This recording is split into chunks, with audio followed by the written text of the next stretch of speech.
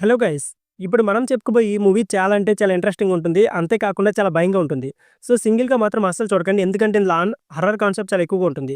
So, ఇంతకీ movie పేరేంటి? ఈ మూవీ ఎక్కడ స్ట్రీమింగ్ అవుతుంది? అంతే కాకుండా ఈ మూవీ యొక్క కాన్సెప్ట్ ఎలా ఉండబోతుంది? ఇలాంటి కంప్లీట్ డీటెయిల్స్ ఈ వీడియోలో చాలా అంటే చాలా క్లియర్‌గా మాట్లాడుకుందాం.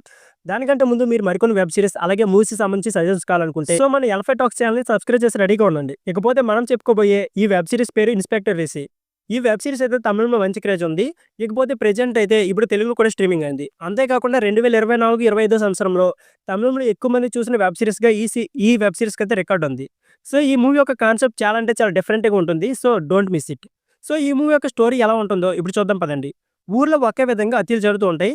సో, ఈ హత్యల వెనక ఏదో శక్తి ఉందని ఆ ఊర్లో ప్రజలందరూ నమ్ముతారు. కేసును ఛేదించడానికి ఇన్స్‌పెక్టర్ నవీన్ అయితే ఆ ఊరికి చేరుకుంటారు. ఈ సీరీస్‌లో క్రైమ్ థ్రిల్లర్‌కు హారర్ కూడా తోడైతుంటుంది. ఈ సీరీస్ చాలా వరకు గ్రిప్పింగ్‌గా ఉంటుంది. అలాగే ఎంగేజ్ చేస్తుంది. జానర్‌లు ఎక్కువగా ఉన్నా సరే ఈ వెబ్ సీరీస్ సమతులంగా ఉంటుంది. అన్ని అంశాలు సమపాల్లో ఉండేలా మేకర్స్ అయితే జాగ్రత్త పడ్డారు.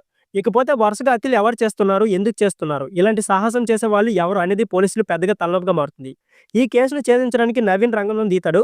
అక్కడి నుంచి అదే ట్రాక్‌తో సీరీస్ అయితే నడుస్తుంది. మొత్తానికి ఈ స్టోరీ అయితే గుండెల్లో వణుకు పుట్టించే ఆసక్తికరంగా ఉంటుంది.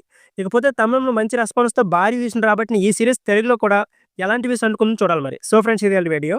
You don't have to please like, share and subscribe my channel. Thank you for watching.